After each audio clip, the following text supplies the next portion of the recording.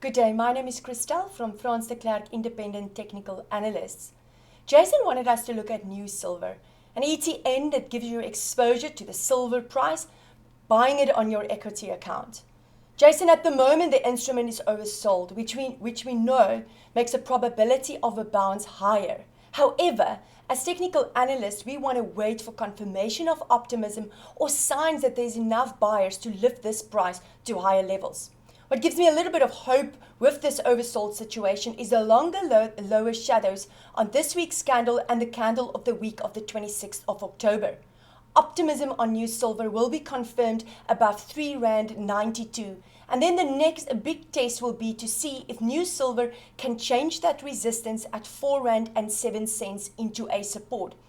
Yes, this can be a possible bullish flag formation for a turnaround to higher levels, but those are the resistances that needs to change into a support in order to support the possibility of higher levels. Newsilver will be a concern when these lows, waiting at R3.53, change into a resistance again. Bear in mind that this graph looks very similar to the gold graph, where it pulled back and everybody thought that it's going to turn around. And yes, it did. It did go above that $1,940, but immediately started to retrace again. So let's hope that Newsilver doesn't give false whips or whipsaws formation that just sucks you in and spits you out. But these are the levels that you can use as possible opportunities. And also keep in mind, we're above that red line. We're above the 40-week moving averages, which means the long-term sentiment towards Newsilver is still positive. Ishmael wanted us to look at Gilead. Gilead Sciences listed on the Nasdaq exchange. And Ishmael, I'm sure that the reason is because of the vaccine and the optimism around their partnership and maybe the possibility that they can also bring something to the table. Yes, my stochastic is nicely oversold. Yes, it has broken upwards. That makes the possibility or the probability of a bounce to higher levels much better. However, from a technical perspective, the first sign of resistance that needs to change into a support is waiting at $61.45. Gilead needs to start to consolidate above that in order to confirm the optimism for the share. Last week's candle is almost a negative candle with a long tail at the top, which tells me that even in oversold territory, this share had more sellers than buyers. This week is still a spinning candle, and remember, these are weekly graphs, so this candle, we should actually wait for this candle to finish by Friday before we can call it a completed candle. So this is clearly a spinning candle, which tells me indecision and the buyers and sellers are not sure what they want to do. But if you want exposure to Gilead, then buy above $61.45, use a stop loss of $57, and then possible targets to the top are all these resistance levels waiting at $64.99, $67.92, and obviously that big test will be the 40-week moving average. Marguerite wanted us to look at Distel, a share that was beaten almost to the bottom. But Marguerite, again, this double bottom formation confirmed that double bottoms, triple bottoms, and inverse head and shoulder formations should not be ignored.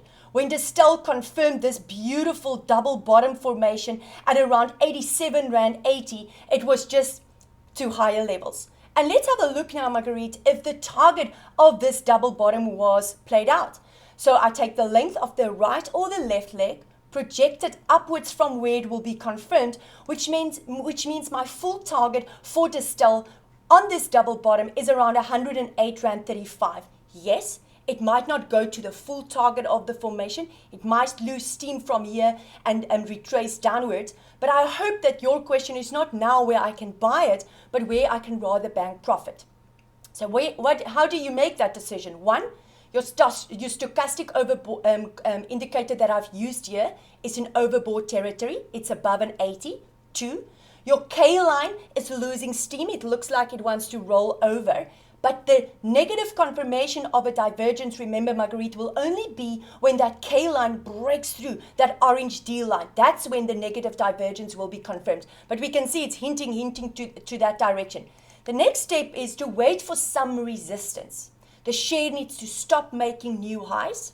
It needs to have long tails at the top of its candles that will imply selling pressure. And you can just see that there might be a tweezer top or a hanging some candle that implies, hey, there are traders that are taking profit here, and maybe I should consider it as well. You can always buy it back when it retraces again and it's oversold and the probability for a bounce is higher.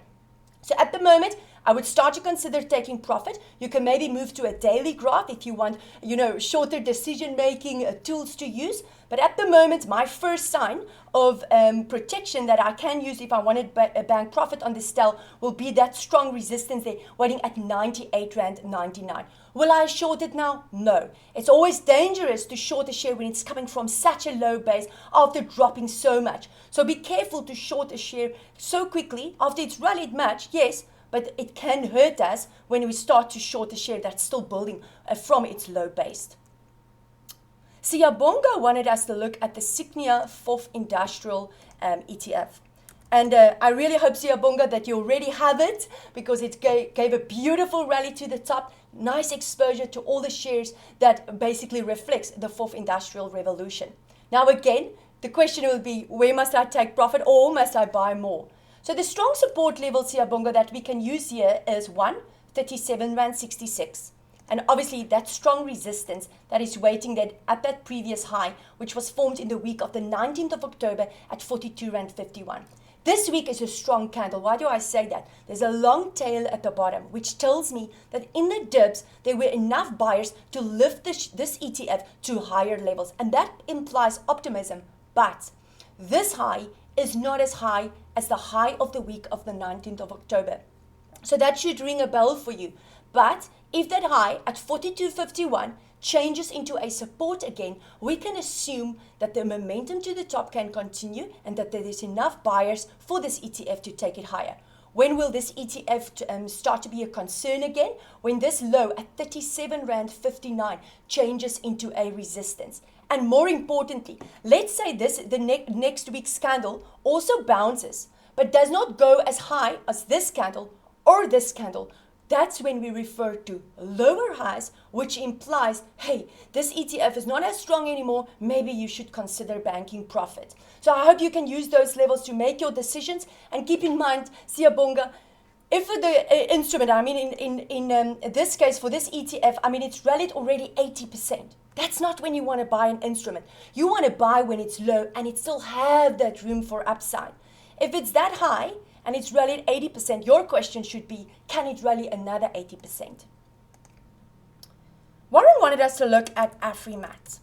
One of the favorites, so many analysts have spoken about it, but I really hope, Warren, that you also, again, have the stock and that you are considering profit. Why do I say that?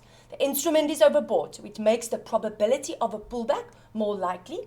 And two, last week's candle has got a long upper shadow. It tells us that last week there were profit taking place, and maybe I should also consider taking profit. But if I look at the support and resistance levels, and remember, when you draw a trend line, you want to try to find as many touching points as possible. Now, it depends from analyst to analyst, but I prefer to only count the points when it touches the trend line. Whether it's the wick or the real body, right? You can use either one. And I don't count it when it pierces the line. All right, so we can see we clearly got strong upper band because I've got, maybe just two. So let's say a temporarily upper band because that line pierces it, but close enough that I can almost count it. A strong upper band, and then also a relatively less stronger lower band because I've got two touching points on my trend line and a strong pierce in the line. So I don't count that middle line, I count those 2 points. So a symmetrical triangle is an indecision formation, which means only when the upper band changes into a support, and that is waiting there at 39 Rand 84, can I assume that this will be a bullish pendant that can take Afrimat to higher levels. And if that upper band changes into a support, it also can act as a continuation pattern, meaning that this full leg that I've built on previously before it moved into that symmetrical triangle can be extended once that upper band changes into a support. And then it continues this leg to higher levels. However, if this lower band starts to change into a resistance, and that is waiting at 36 Rand 18, again, then this formation can become a turnaround pattern for downside. Yes, it's above that 40-week moving average. The long-term sentiment towards Afrimat is positive, but take note of that upper band and lower band, Warren, because that will help you to make your decision to say, hey, can I buy more? It will be risky because the instrument is already overbought, or am I considering taking profit? And I know we've said it so many times, but we always say nobody has ever gone bankrupt by taking a profit, but many have because they were greedy. Take your 10 or 15%. In this market, you shouldn't get married to your shares or instrument. Take your profit, look for something else that are coming from a low base, get another 10% and get out. Prosus. Kevin wanted us to look at Prosus. Now, Kevin, at the moment, my stochastic indicator is in no man's land. It's sitting at the 54. It's not stretched enough, which makes it difficult to enter or to consider taking profit. But this week's candle is a massive, almost a Marabuzu candle, 14% decline. The previous 2 weeks of profits have just been wiped off the table. Now, where are my strong support and resistance levels that can help me to make my decisions to either consider banking profit or buy more? So I really hope that on Prosus, this is not a distorted double top. Why do I say that? I have one leg, found support, bounced again, and it's maybe pulling back. So a possible distorted, and I call it distorted because this high is a little bit higher than this high. That distorted possible double top will be confirmed when Prosus starts to consolidate below 1,490 Rand and 31 cents. But the negativity about this formation will become obsolete when 1,781.17 and especially that high at 1,850 Rand 93 changes into a support again. So if I were you, I would maybe consider it's almost too late to consider taking profit because after a decline, it can easily bounce, but then these resistance levels needs to change into a support. But below that 149031 level, I'll be concerned. And also take note, it's very close to that red line, the 40-week moving average, which tells me below that red line, the bell will ring for long-term investors that the sentiment, the long-term sentiment towards Prosus has changed to negative. Please feel free to send through your requests for next week's show. Have a fantastic week. Take care.